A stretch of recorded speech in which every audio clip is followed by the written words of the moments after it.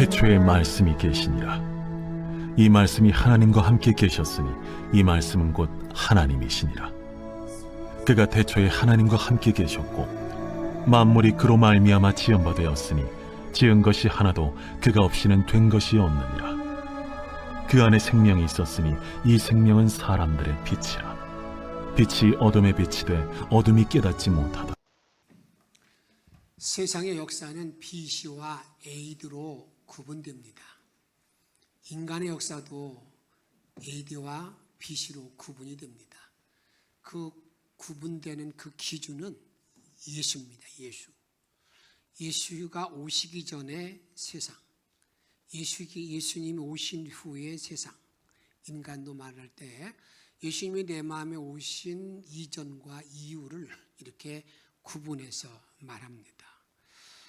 인간에게 예수님이 오신 이전과 이후에 대해서 예수 믿는 모든 사람들은 다 나름대로 할 말씀이 있습니다.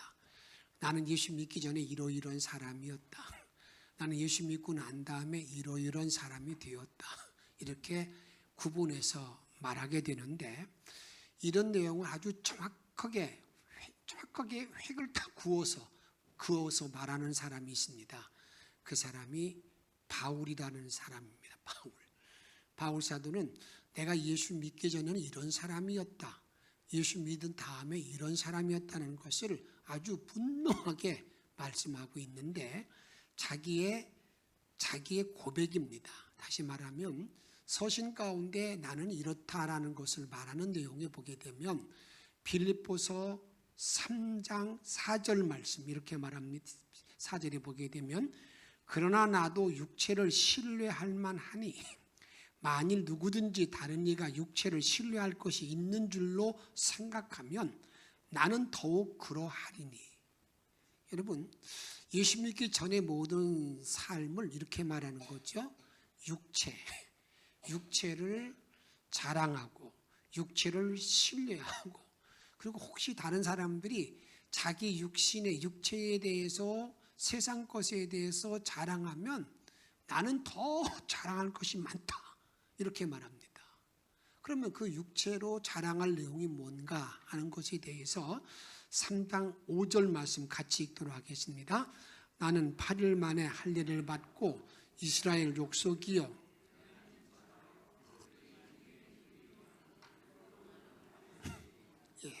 그는 자기가 어떤 사람인가? 내 가문을 보게 되면 너희들 내 가문 따라올 사람이 있어? 내가 명문 가문 가운데 명문 가문이야. 우리 이스라엘 모든 지파들 가운데 최고의 그런 지파 가운데 한 사람, 그 사람이 나야. 이렇게 말하면 자기 육체를 이렇게 자랑하는 거예요. 그러면서 이제는 6절에 보게 되면 그리고 하나님을 믿을 때 얼마나 열심을 내었는가. 열심으로는 교회를 핍박하고 율법의 의로는 흠이 없는 자라. 여러분 생각해 보세요.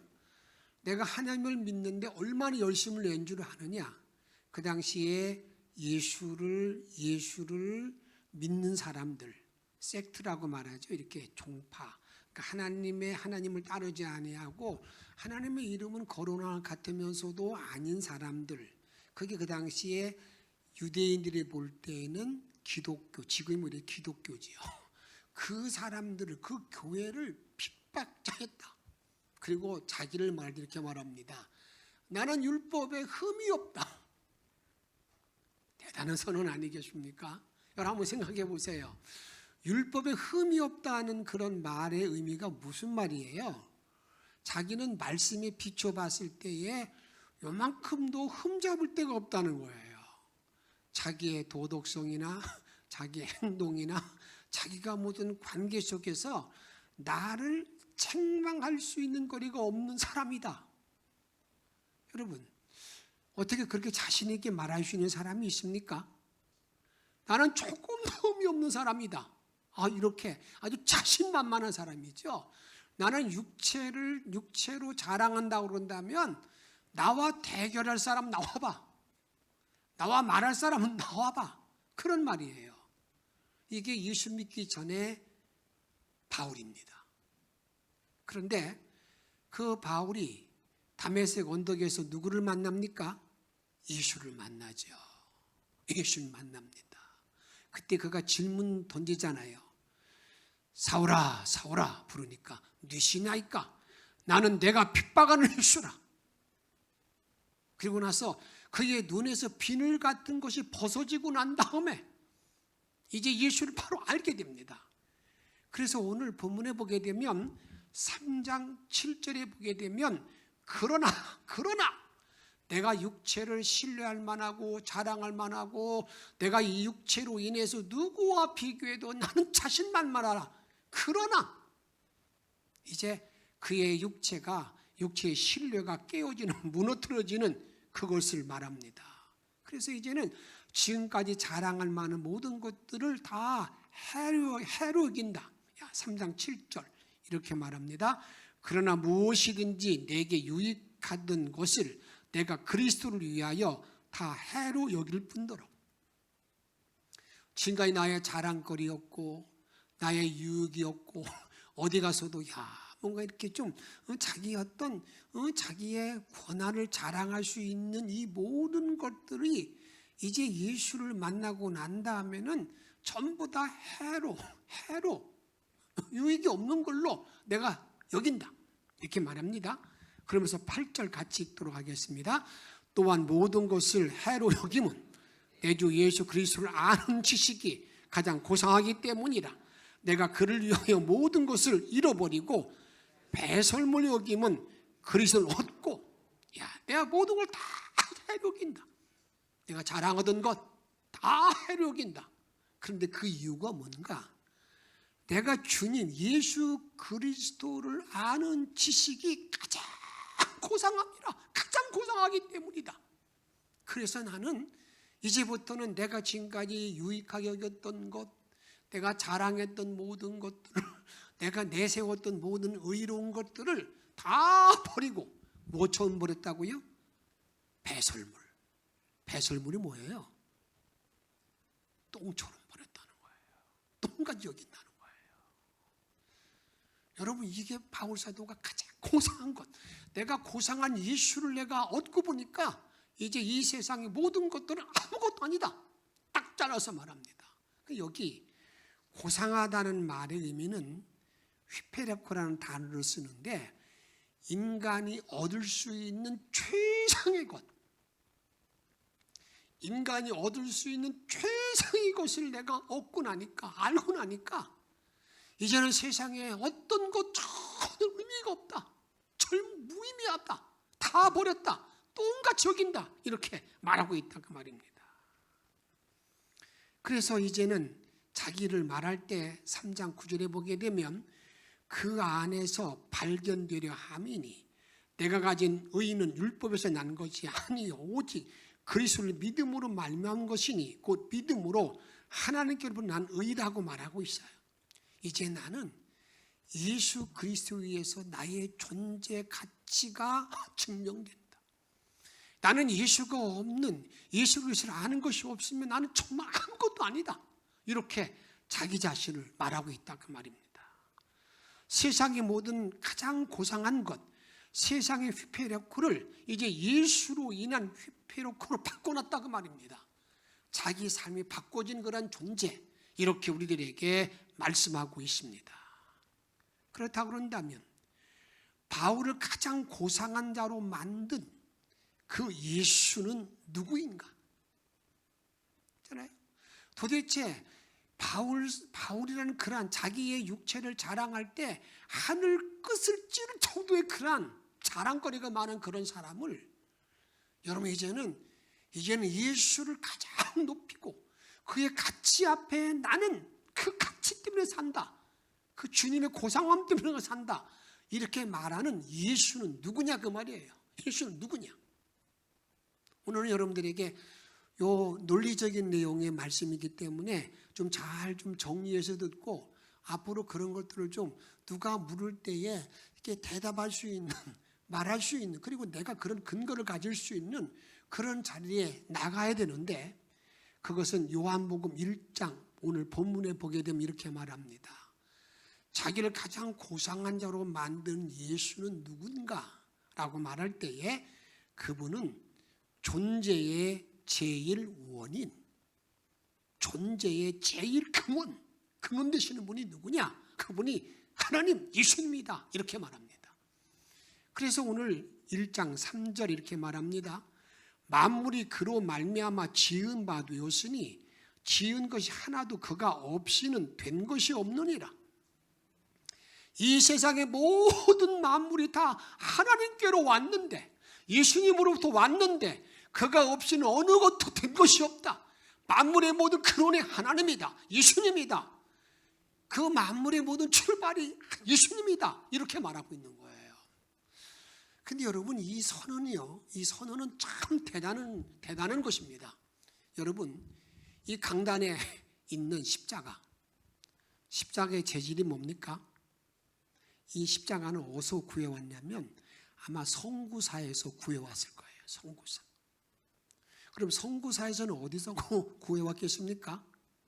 여러분들이 이 성구사 만들어서 나무를 가져다가 이제 그 십자가를 제작했겠죠. 그 나무는 어디서 출발한 겁니까? 나무 씨앗이 자라서 이렇게 그 나무가 된 거죠. 그러면 그 씨앗은 어디서 출발한 겁니까? 근원을 따져가면 그게 뭐예요? 물질로부터 나무가 주어진 거예요. 모든 근원이 물질이다. 그러니까 세상의 모든 진화의 모든 근원은 모든 만물이 물질로 출발했다. 자연으로 출발했다. 이렇게 출발합니다. 보세요. 여기는 마이크를 보세요. 여기는 마이크 어디서 구입해 왔습니까? 아마 낙원상가에서 구입했다고 하십시다. 어느 제품입니까? 뭐 EV 857, 897 뭐 이렇게 어느 회사가 있잖아요. 그러면 그곳은 어디서 이 마이크를 만들었습니까? 철을 가져다가 만들었잖아요. 그 철의 근원은 뭡니까? 그게 물질이죠. 그럼 사람은 어떻게 되는 건가? 여러분, 어디서부터 왔습니까? 나의 엄마, 아버지부터 왔다. 그 위는 누굽니까? 증조, 고조, 할아버지로부터 왔다. 그 위는 누굽니까? 진화로서 말할 때는 원숭이입니다. 그럼 그 원숭이는 어디서부터 왔는가? 아마비부터 왔다. 그게 어디서 왔다는 거예요? 물질로부터 왔다는 겁니다. 그러니까 물질로부터 이 세상이 전부 다 출발의 근원이 되었다는 거예요. 물질이 근본이 된다, 근원된다, 제일 원인이다. 그래서 힐랍의 그 철학에 보게 되면 이 세상의 모든 근원이 뭔가, 이 세상 물질의 그 존재의 일 원인이 뭔가, 불과 물과 공기가 모든 물질의 근본이 된다고 말합니다. 공산주의 이론을 보게 되면, 공산주의 모든 이론을 보게 되면요, 사람의 근원이 뭐예요? 출발이 물질이기 때문에 그들은 사람의 인격으로 생각하지 않는 거예요. 근원이. 우리는 하나님께로부터 인간이 왔기 때문에 하나님 고귀한 그 생명이 나에게 주어져 있지만, 그 인격이 있지만, 공산주의는 사람이 어디로 왔다고요? 물질로 왔기 때문에 여러분, 물질을 더 존중히 여길 필요 없잖아요. 자기 필요에 따라서 그냥 사람을 죽이는 것 아무것도 여기지 않는다, 그 말입니다. 여러분, 이게 엄청난 우리의 인간의 출발, 제1 근원이 엄청난 이 출발점에 다른 것을 우리들에게 알아야 된다, 그 말입니다. 그런데 요한복음에서는 우리들에게 뭘 말하느냐? 이 제일 원인이, 우리 모든 만물의 출발이 그게 누구냐? 그분이 여러분들이 하나님이라는 겁니다. 하나님, 말씀이다, 하나님이다, 이렇게 말하는 거예요. 하나님으로부터 생명이 왔고 하나님으로부터 출발이 되었다, 그 말입니다. 그래, 인간의 생명은 천하보다 귀한, 가장 누구와 비교할 수 없는, 어떤 가지도 대할 수 없는 가장 고귀한 존재. 그러면서 모든 만물도 그냥 자연적으로 온 것이 아니라 어떻게 왔다는 겁니까? 이것이 하나님께로부터 주어진 창조물 이렇게 우리들에게 하나님에 속한 것인 걸 우리들에게 말씀하고 있다 그 말입니다.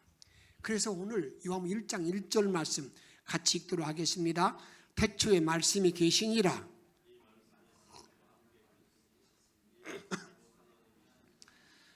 태초에 말씀이 계셨어요.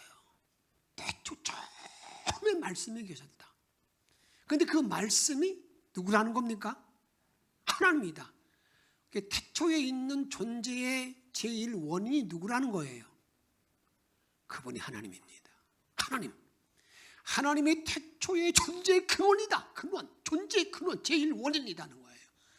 그분을 통해서 이제 어떻게 되는 겁니까?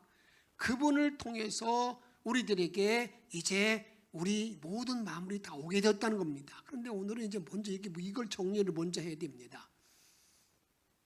말씀이 하나님이라는 겁니다. 그런데 그 하나님이 여러분들에게 요한복음 1장에서 말하는 것은 그 하나님이 누구냐? 그 하나님이 예수님이라는 겁니다. 좀 이따 말씀드리겠습니다만 1장 14절에 보게 되면 말씀이 육신이 되어 우리 가운데 거하심에, 말씀이 누구예요? 하나님이 육신이 되어 사람이 되어서 우리 가운데 거하심에, 그분이 누구예요? 그분이 누구세요? 그분이 예수님이에요. 그러니까 우리가 정리될 때 이렇게 정리가 되는 거죠.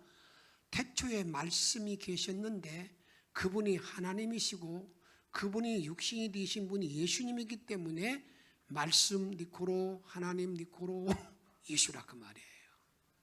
그런데 이렇게 간단한 도식을, 간단한 것이 우리가 잘 그걸 깨닫지 못하는 거예요. 알지 못하는 거예요. 그 왜 그런 거냐? 뭔가 가려져 있는 거예요. 그것을 바울 사도를 통해서 말할 때에는, 자기 개인으로 말할 때에는 내가 눈에 비늘이 딱 덮여 있어서 내가 세상을 보기는 보되 이게 뭐가 뭔지 잘 분별이 못하는 거예요. 비늘 같은 것을. 그런데 이것을 고린도후서 3장에 보게 되면 우리 눈에, 우리 마음에 수건이 가려져 있어가지고 수건으로 다 덮여 있어가지고요. 이게 알지 못하는 건 알지. 그 수건으로 가려져 있다고 말입니다. 이렇게 말합니다.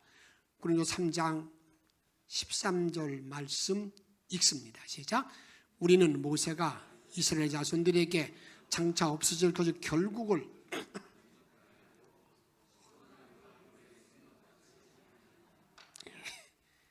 수건으로 쓰여지지 아니하고 수건이 벗겨지기를 원한다는 거예요. 14절에 보게 되면 그러나 그의 마음이 완고하여 오늘까지도 구약 읽을 때에 그 수건이 뭐하지 아니하므로 벗겨지지 아니하고 있으니 그 수건은 그리스도 안에서 없어질 것이라. 예수 안에 내가 거하기 전까지는 수건이 절대 벗겨지지 아니하기 때문에 하나님이 예수인 것을, 예수가 말씀인 것을, 말씀이 하나님인 것을 알지 못한다는 거예요. 수건이 벗겨져야 된다 그 말입니다. 그래서 이제 16절에 보게 되면 같이 읽습니다. 그러나 언제든지 주께로 돌아가면 그 수건이 벗겨지리라. 그 수건이 벗겨지리라. 그렇잖아요. 오늘까지 수건이 다 덮여 있기 때문에 내가 이렇게 하나님이 예수인 것을 알지 못하지만 내가 예수 앞에 돌아가기만 하면, 예수 안에 바로 거하기만 하게 되면 그 하나님 예수님 이렇게 알게 된다 그 말입니다. 어느 사람이 생일을 잘 몰라요. 내 생일이 언제인지 잘 몰라. 근데 그 생일을 분명히 알려주는 사람은 누구예요? 제일 정확히 알려주는 사람은 누가 알려줄 수 있습니까?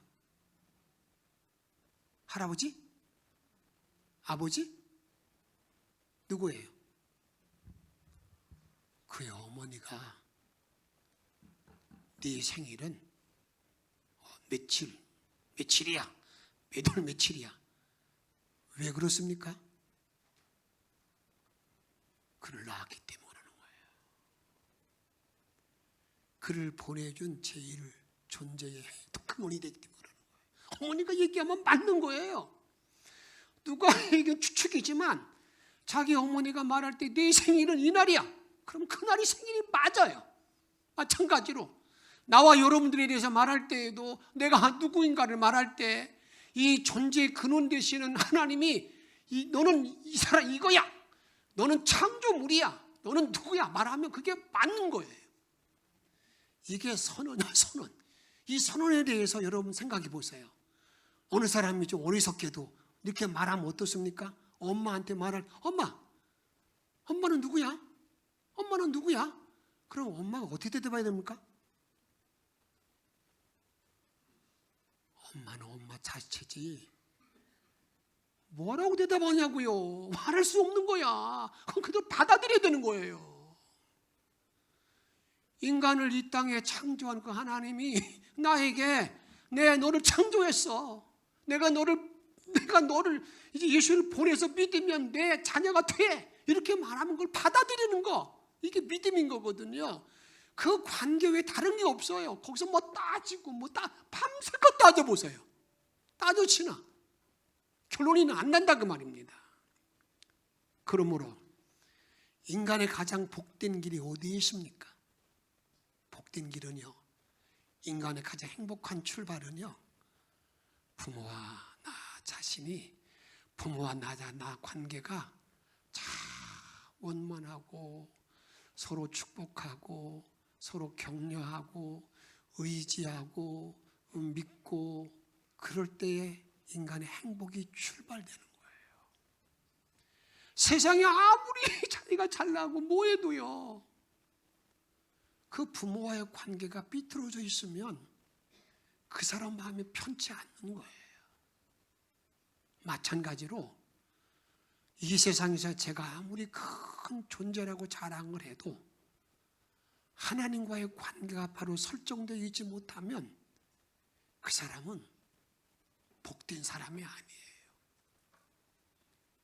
왜 그런가 하는 것은 여러분들이 한번 오늘 좀 찾을 수 있길 바랍니다. 그렇다고 그런다면 이런 질문할 수 있잖아요. 존재의 제일 원인인 하나님은 어떻게 존재하는 것인가?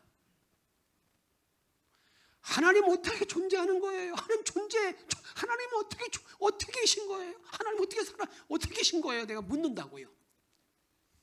그런 질문은 예전에 똑같이 있었어요. 언제 그런 질문을 했냐면 400년 동안 노예 생활하던 이스라엘 백성들을 하나님께서 오세요.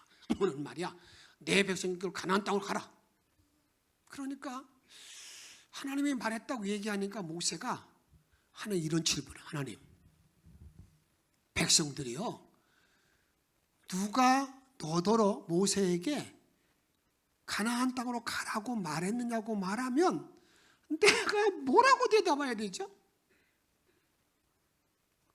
여러분, 그럴 법하잖아요. 근데 하나님이 참 답답해가지고 아까 질문한 것처럼 자기를 낳아준 엄마한테 엄마가 누구야? 똑같은 질문이에요. 지금 하나님을 보는 사람이 누구냐고 물으니까 하나님께서는 이제 모세에게 가장 근본적인 대답을 해줍니다. 그 대답이 뭐냐면 출애굽기 3장 14절 말씀 읽도록 하겠습니다. 하나님이 모세에게 이르시되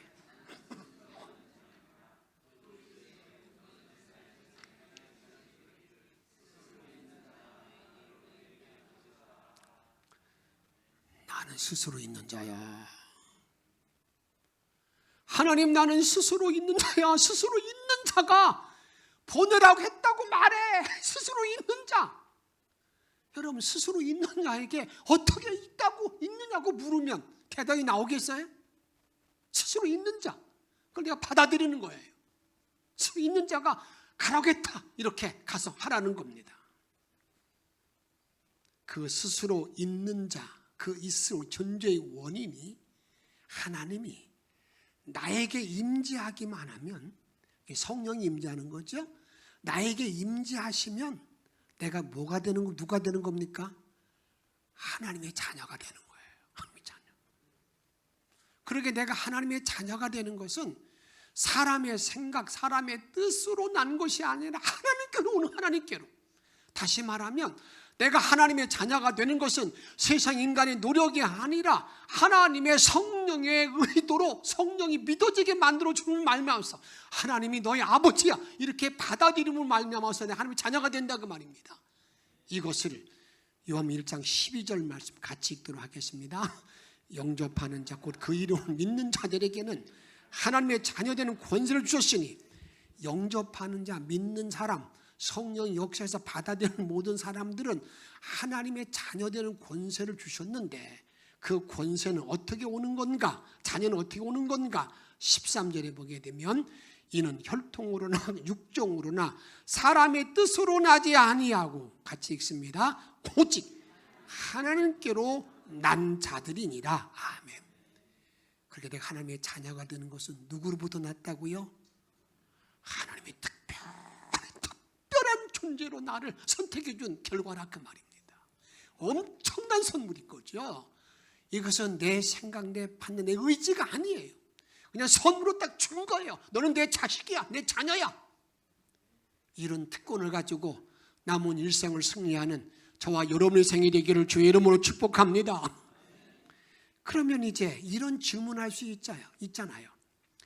존재의 근원 되시는 하나님을 왜 예수님으로 고백하는가?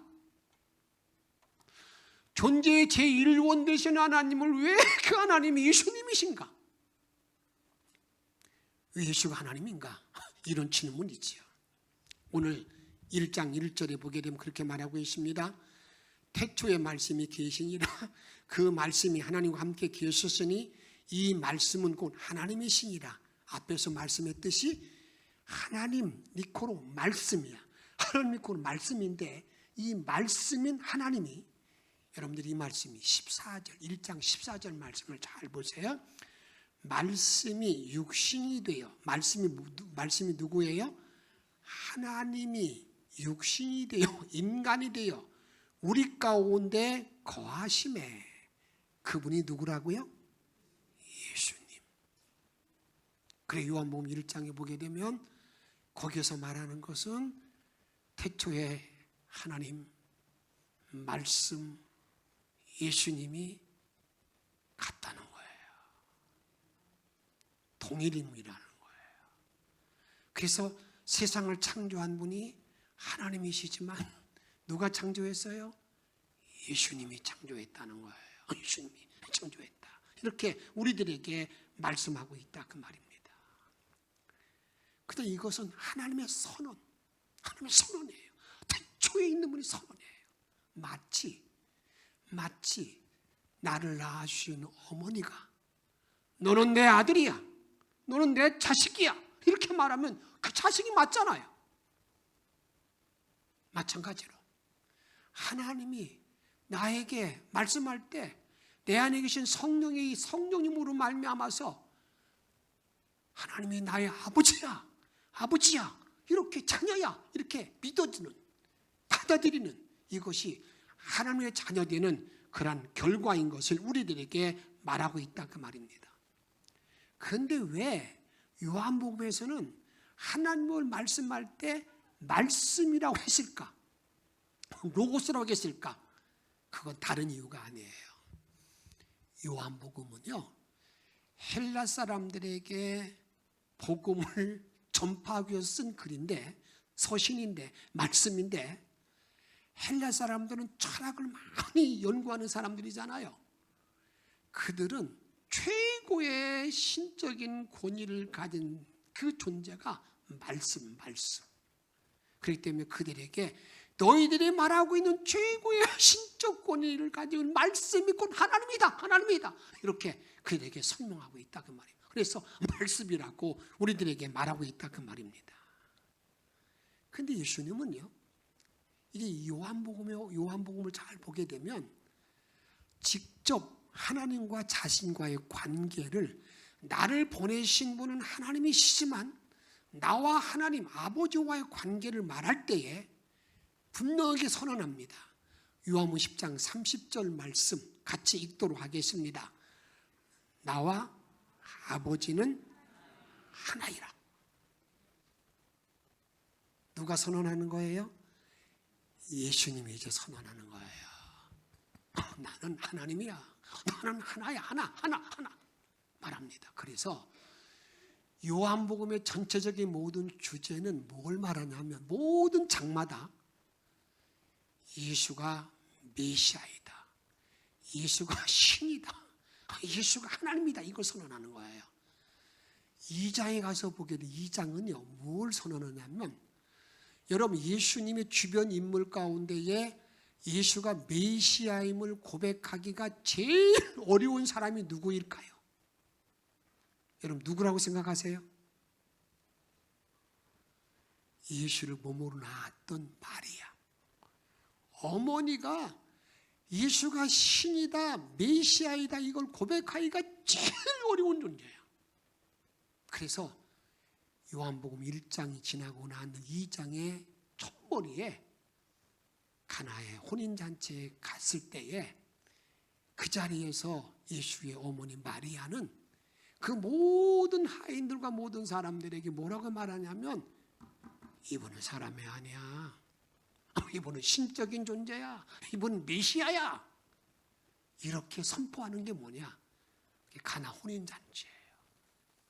3장에 가서 보면 그 당시 최고의 석각,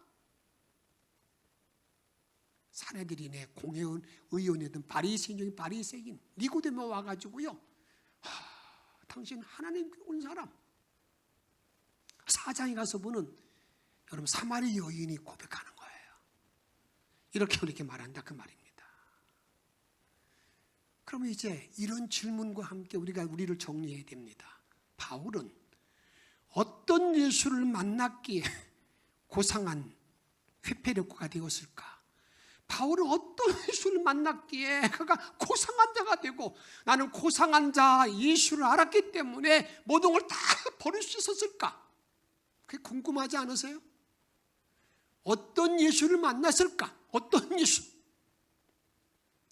그 바울이 만난 예수를 오늘 1장 4절에 보게 되면 이렇게 말합니다. 그 안에 생명이 있었으니 이 생명은 사람들의 빛이라. 사람들의 빛이라. 바울이 얻은 것은 뭐냐면요, 생명, 조회. 생명이에요, 생명.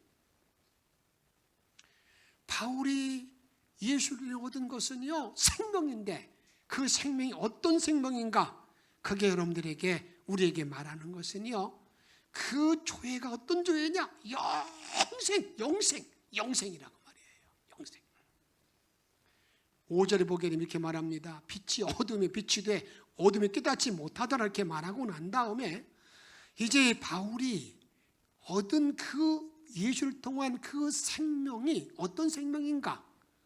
성경의 요절, 성경 요절이라고 말하는 요한복음 3장 16절에 있는 말씀을 보게 되면 이렇게 말합니다. 하나님의 세상을 이처럼 사랑하사 독생자를 주셨으니 이는 그를, 예수를 믿는 자마다 멸망하지 않고, 같이 읽습니다, 영생을 얻게 하려 하심이라. 할렐루야. 그렇게 바울이 얻은, 예수를 통해서 얻은 최고의 고상한 것이 뭐예요? 영생. 영원히 얻는 생명, 영생. 그 영생을 얻고 나서 보니까요, 바울은 내가 장차 나타날 영광을 보니 지금 당하는 모든 환난, 고통이 아무것도 아님을 고백하잖아요. 위대한 고백입니다. 내가 예수를 통한 회패력고 그 고상 영생을 얻고 나니까, 야, 이 땅에 있는 모든 것들 다 배설물처럼 다 버릴 수 있었다는 거예요.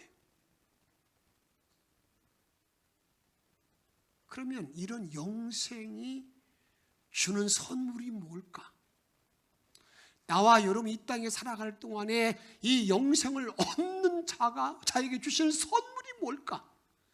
어떤 선물을 나에게 주는 것일까? 이렇게 말합니다. 바울은요, 이 영생의 소망이 있을 때, 영생의 소망에 대한 말씀을 나눌 때 이렇게 말합니다. 디도서 1장 1절에 보게 되면 자기가 주님의 사도된 것을 말할 때에 하나님의 종이요 예수 그리스도의 사도인 나 바울이 사도된 것은 택하신 자들과 믿음과 경건과 1장 2절 말씀, 영생의 소망을 위함이라. 그럼 이렇게 정리할 수 있습니다. 바울이 사도된 것은 왜 사도가 되었다는 거예요? 1장 2절 뭐라고 말하고 있어요? 그래요. 내가 사도된 것, 내가 모든 걸 다 버릴 수 있는 건 영생의 소망이 나에게 주어지기 때문에 나는 다 버릴 수가 있다는 겁니다. 버렸다는 겁니다. 그 고상한 가치가 나에게 주어졌기 때문에 영생의 소망, 영생의 소망. 그러면 영생의 소망에 대한 말씀을 나눌 때 많은 분들은 그것은 죽어서 얻는 것이 아니에요. 죽어서 가서 얻는 것? 그렇지 않습니다. 그 영생의 소망은요, 언제부터 누려야 하는 건가? 그 영생의 소망을 누리는 그 시점이 언제인가? 그것은요, 내가 예수 믿고 난 후부터 바로 시작되는 거예요. 이것을 어디서 말하는가?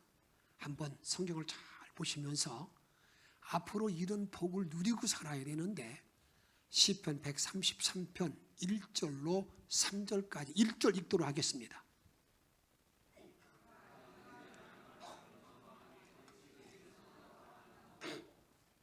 1절에 보게 되면 형제가 동거함이 얼마나 선하고 아름다운가. 2절에 보게 되면 머리에 있는 보배로운 기름이 수염 곧 아론의 수염에 흘러서 그것이 옷깃까지 내림 같고, 3절에 헐몬의 이슬이 시온의 산들에 내림 같도다. 거기서 여호와께서 복을 명하셨나니, 이게 죽은 다음의 삶이에요. 이 땅의 삶을 말하는 거예요. 그래요. 이 땅의 삶, 그 복을 주셨는데 영생이로다, 영생의 소망을 주셨다, 이렇게 말하고 있어요. 그러기에 2절에 보게 되면 기름이 흘러 넘치는 모든 삶의 만족이죠. 막 기름이 잘잘잘 흐른다고 하잖아요. 그냥 뭔가도 즐겁고 기쁘고 감사한 것. 이제 3절에 보게 되면 헐몬의 이슬이라는 것은, 여러분 이스라엘 땅 광야에서는요, 그 나라에서는요, 밤에 이슬이 아침에 너무 많이 내려가지고 그 이슬로 말미암아 농사가 과일이 맺고 그러는 거예요. 헐몬의 이슬, 이게 풍부한 생산의 복이에요. 그 다음 1절에 형제가 연합하여 동거하는 것, 이거 가족의 기쁨. 보세요. 모든 삶의 기름짐, 그 다음에 생산의 사업의 복, 그 다음에 가족의 복, 이런 복을 누리고 사는 것, 이게 언제 있는 거예요? 영생의 소망이라는 것은요, 이 땅에 이런 선물을 받고 살아야 된다는 거예요. 저는 여러분을 축복합니다. 내가 예수를 믿고 영생의 소망을 가졌기 때문에 이 땅에 가장 귀중한 것, 고상한 귀중한 것들, 내가 가장 자랑하던 것들을 다 버리고 난 다음에 영생의 소망을 해주신 이 복과 은혜를 누리고 사는 영천의 성도가 다 되시기를 주의 이름으로 축복합니다. 이런 삶을 예수님이 이렇게 말씀합니다. 요한 10장 10절에 보게 되면 같이 읽습니다. 도둑이 오는 것은 도둑질하고 죽이고 멸망시키는 것뿐이요, 내가 온 것은 양으로 생명을 얻게 하고 더 풍성히 얻게 하려는 것이라. 예수가 오신 이유가 뭐라고요? 생명을 얻게 하고 더 풍성히 얻게 함이라. 이것은 천국에서 맛보는 게 아니에요. 이 땅에 주어진 은총이라는 걸 기억하시고 이제 앞으로 제1 존재의 원인은 하나님을 내가 바로 알아. 그 주의 은총 안에서 영생의 복을 누리고 이 땅에 정말 복되게 살아갈 수 있는 영천의 성도가 다 되시기를 주의 이름으로 축복합니다. 우리 함께 이런 삶을 위해서 주님을 내가 믿으면 사막에 샘이 넘치는 은총이 나에게 주어지는데 그런 일을 기억하면서 함께 찬양하도록 하겠습니다.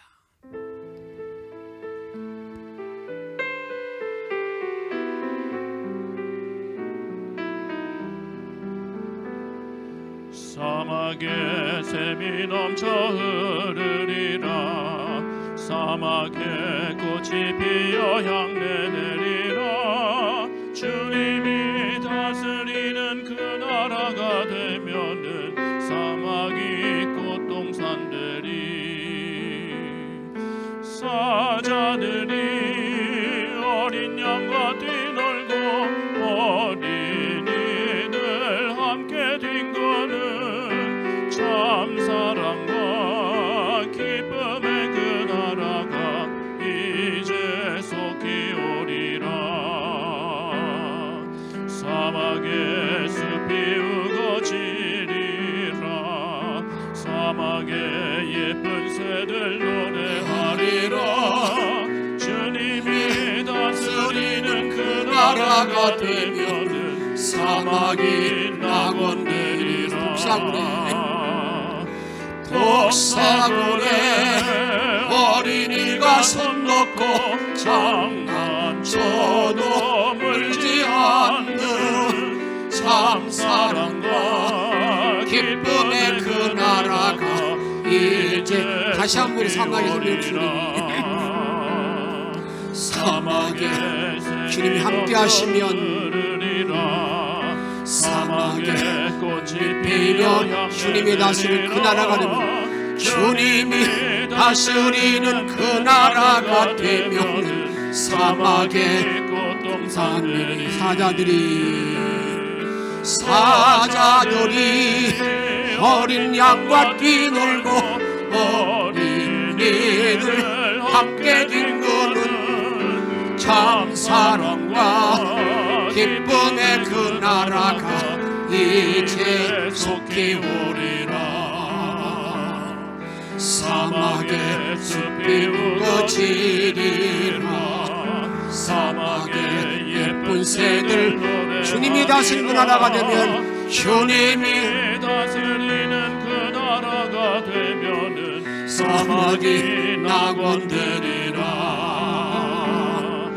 독사굴에 어린이가 손 놓고 장난쳐도 물지 않는 참 사랑과 기쁨의 그 나라가 이제 속히 오리라. 아멘. 주님이 다스리는 그 나라가 되면 영생의 소망이 넘치는 자들에게는 사망의 샘이 넘치는 너와 복이 함께함을 기억하겠습니다. 오늘 주신 말씀을 기억하면서 함께 동성으로 기도하겠습니다. 생명의 열매를 옆에 주시기 원합니다. 남은 사랑을 주시기로 합니다. 하나님의 그런 도와주셔서 저기 영광을 된 삶을 살아가기로 원합니다. 너희 모든 말을 들어가기로 원합니다. 오랜 권능으로 주만 바라볼 수 있는 하나님에게도 하나님 주시기로 원합니다. 하나님이여 도와주시기로 원합니다. 제일 현재 원인 되신 하나님을 내가 바라보게 도와주시고 그으로 말미암아 내게도 은혜를 더해주시고 이런 주제 원하기는 저기 영광을 목된 삶을 살아가게 도와주셔서 아버지를 이루신 은혜 들어가기로 원합니다. 주님의 그 영광 능력이 넘치는 자리에 들어가기로 원합니다. 생명의 자리에 주님을 바라보기를 원합니다. 은혜의 자리에 들어가기를 원합니다. 말씀으로 주님을 바라보는 복된 믿음의 종들 하게 도와주셔서 이제 그 영광 속에 살아갈 수 있도록 이끌어주시기 원합니다. 아버지 함께 도와주옵소서. 주옵소서. 아버지 함께 임하여 주옵소서. 아버지 능력으로 함께 이끌어 주옵소서. 성령이 함께 도와줄 줄로 믿습니다. 아버지 이러합니다. 하나님, 내가 예수를 만나 영생의 소망 아버지 이런 소망권으로 하게 도와주소서. 아버지 날 동년의 손길을 말미암아 주의 이름을 찬양 방문이 누리다 하게 도와주소서. 주님 그 흔적을 함께 임하여 주시기 원합니다. 성령이 건너 살아가신 일에 들어가기 원합니다. 아버지 이름을 걸어주시기 원합니다. 아버지 이름 내려주시기 원합니다. 주님의 그의 능력의 날 아래 주님을 바라보는 신령한 백성이 될 수 있도록 주님 이끌어 주시옵소서. 능력으로 함께하여 주옵소서. 우리를 사랑하시는 예수님의 이름으로 감사하며 간절히 기도하옵나이다. 아멘.